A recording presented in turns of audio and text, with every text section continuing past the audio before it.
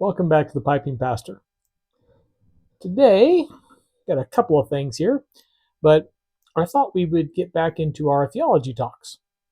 It's a series I started several years ago and then kind of veered off into poetry and the Bible and began very much focusing on that because I thought I had covered just about all the larger important topics when it comes to theology.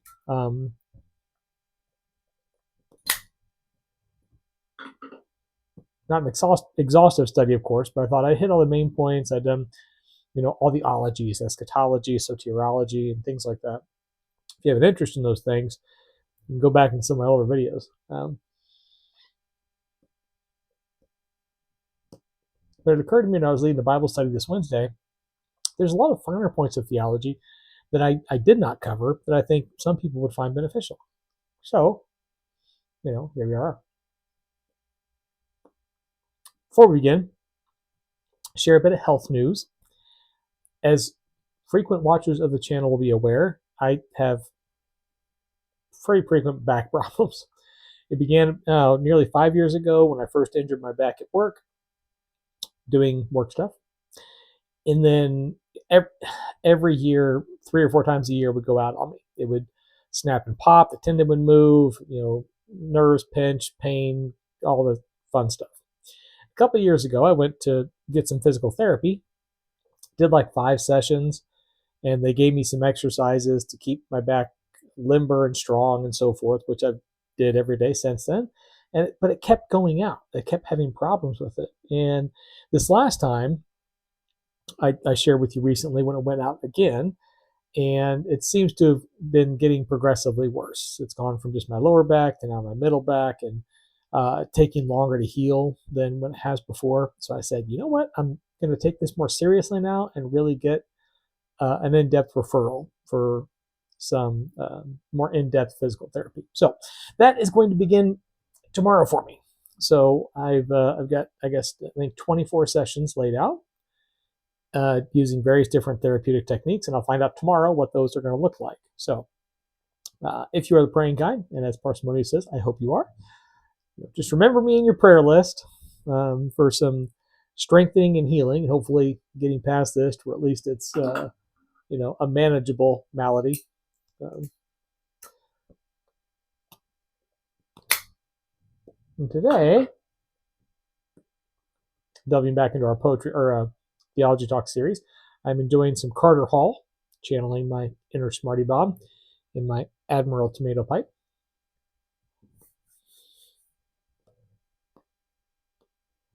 I did want to give an update on the Indaba as well.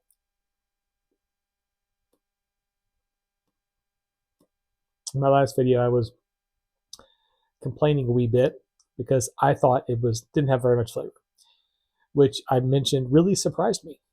And then I saw on a video recently, a Beans video, where he was talking about the HU tobaccos, and he mentioned Indaba was one of his favorites. I was like, wow, that's surprising, because typically his flavors, based on the tobaccos he chooses and the cigars he smokes, are pretty dark. Call back for a theology talk thing here in a minute. Dark, but rich, robust, I guess you would say, stronger tobacco flavors. And I was like, that's odd, because I would have thought that, maybe it's just me, I guess. But in any case, I let it dry out a bit. I gave it another go, as I said I would. I gave it some more chances. So for my second go round, I dried it out pretty well. Not tender dry, but I let it dry out for a good long time. And that helped some. It did add a bit more flavor to it. So it wasn't just, a tick above hot air. It had some more flavor. But it wasn't nearly what I would look for in a Virginia-Kentucky blend. So, never wanted to give up easily. I mixed it in with a little Old Darkfire. So the Old Darkfire blend, not much, maybe like a 10% to the ratio. So I let it dry out, added some Old Darkfire, in the third round. With that, it was great. So adding a bit more strong tobacco really helped it.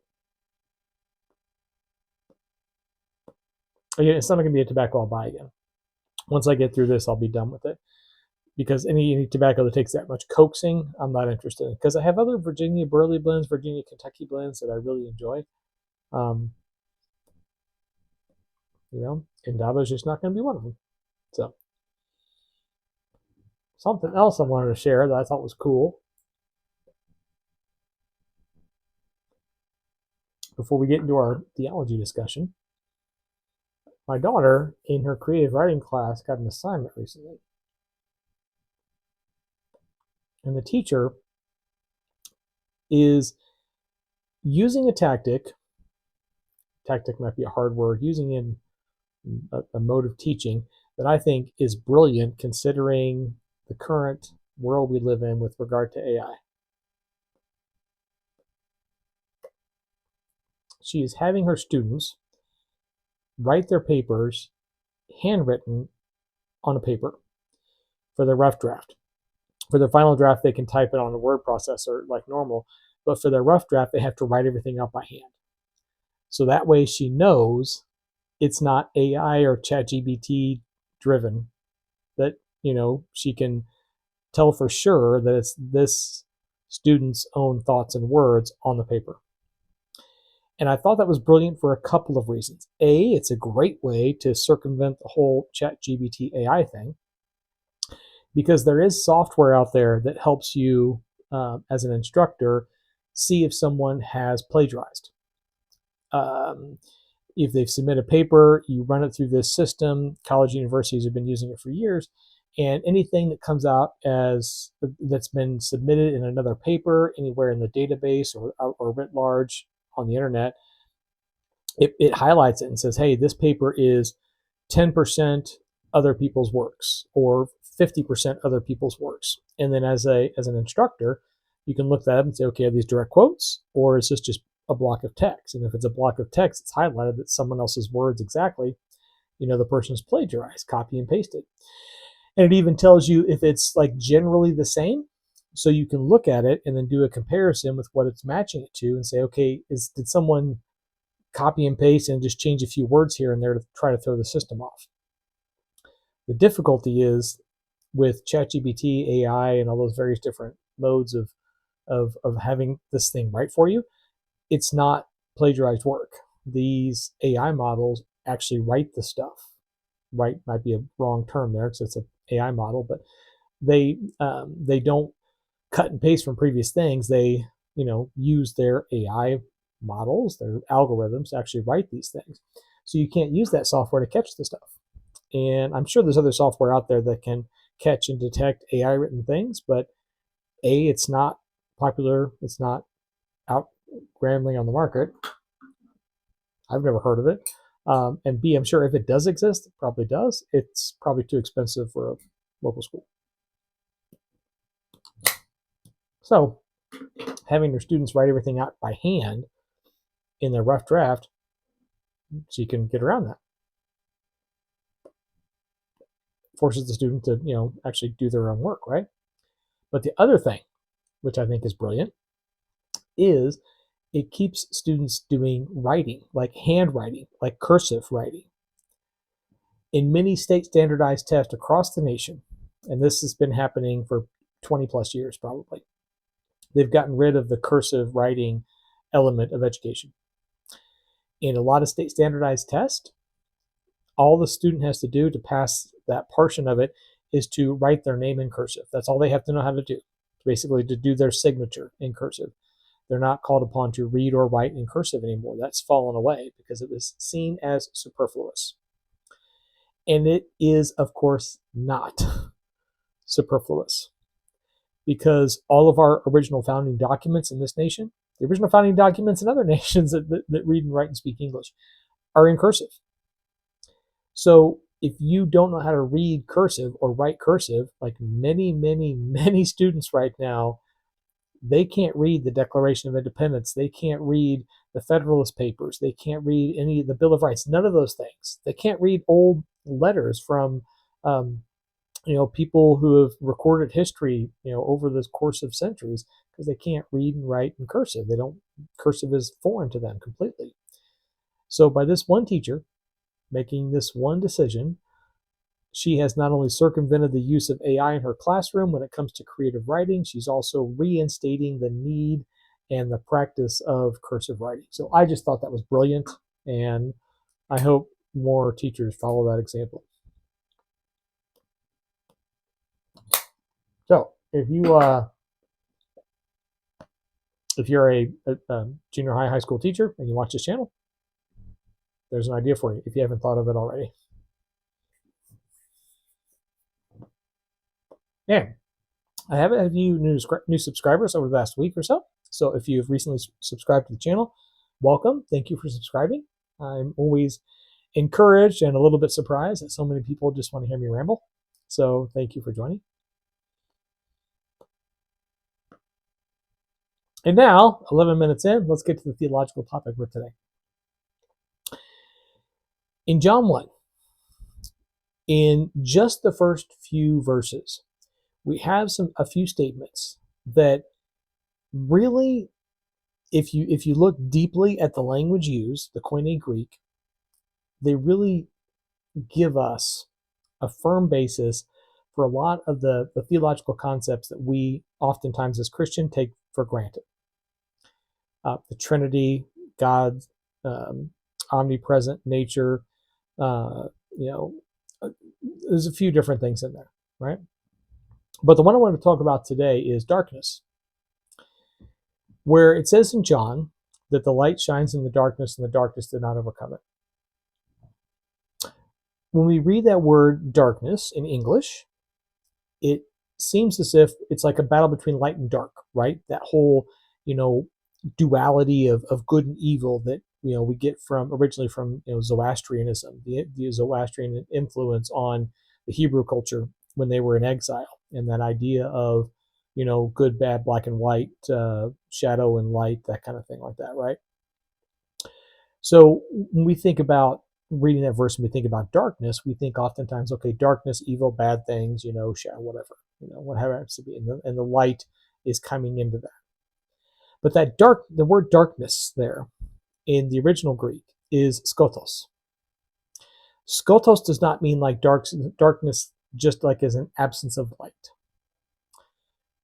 It means darkness in terms of a shadow, the darkness of a shadow. And it also means darkness as an ignorance, as in lack of knowledge. Now, when you put that in context of the light, the darkness only exists. Darkness can only exist as the light is shining. So without the light shining, the darkness doesn't exist, right? So darkness cannot overcome the light, because in this case, the shadow cannot overcome the light. If shadow overcomes light, shadow ceases to exist. But the other thing is that the shadow only represents an image of what the light is reflecting on, of what the light is shining on. It can only imitate that which the light illuminates. It doesn't give a true representation of it any more than your shadow gives a true representation of you yourself as a person. It can give an outline, it can give a general distorted view, but the darkness cannot be the true image. If you try to discover who a person is or anything about a person by looking at their shadow, you're going to get a vague, distorted image of their shape and nothing else. You're not going to know anything, you're going to know the name or anything about them, right? You're going to be ignorant of all the truth, all the meaning, all the purpose of that person, their individual self and their life. So when we think about, the darkness did not overcome it, and we think of darkness as some, entity that we have to battle against that is just, strong and powerful. Pardon me. The Thunderbolts movie is a good example of that, where the supervillain, spoiler alert, is the whole darkness thing, right? Like it's some kind of dark power that the good has to battle against and overcome as a team and so on and so forth, right? That's not really the case. When the Bible tells us we've won the battle, it's been won. And it's been won because the light, which is the source of truth and love, but that is God, it fully encompasses every shadow. Every shadow that's out there is encompassed by light. And all shadow can do is give us a distorted and partial image of something that the light is illuminating. The problem is we sometimes just focus on the shadow. We give too much power to the shadow. We think too much about the shadow. But we don't need to. The shadow holds no truth. The shadow holds no real knowledge. The shadow holds no real power. The shadow is just a distorted image. So, next time you read that verse, the next time you think about when you're battling your own demons and you're battling your own darkness, remember it's not some kind of all-powerful enemy. It's a shadow. It's a shadow of the truth. And it's encompassed by the truth, which is the light. So, well, I hope you found that at least moderately informative and hopefully encouraging. And we'll do some more of these, I think, because I think, especially within the study of snatches of scripture like this in the New Testament, where the Greek grammar really gives us something deeper than the English translation. I think it's helpful for us to understand our own faith and to see a bit more of the light. So, well, that is it for this time. I'm already almost 17 minutes. Goodness gracious. So I'm going to return back to my Carter Hall. Hope you have a lovely week. As always, happy reading.